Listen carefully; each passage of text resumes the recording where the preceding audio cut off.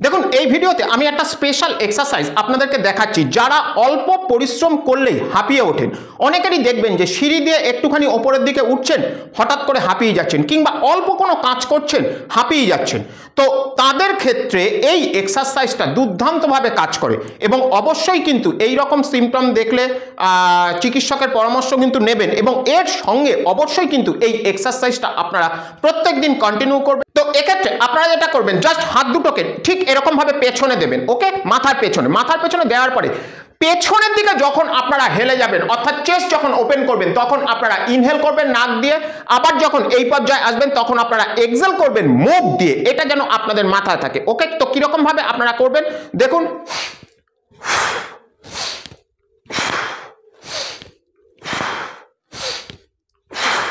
ঠিক এইভাবে আপনারা কন্টিনিউ করবেন। এই এক্সারসাইজটা কন্টিনিউ কিছুক্ষণ করার পরে আরেকটা এক্সারসাইজ এর সঙ্গে মানে করতে পারলে সব থেকে ভালো রেজাল্ট আপনারা পাবেন। সেটা হচ্ছে হাত দুটোকে ঠিক এইরকম ভাবে এই পজিশনে নেবেন। এই পজিশনে নেওয়ার পরে জাস্ট এইরকম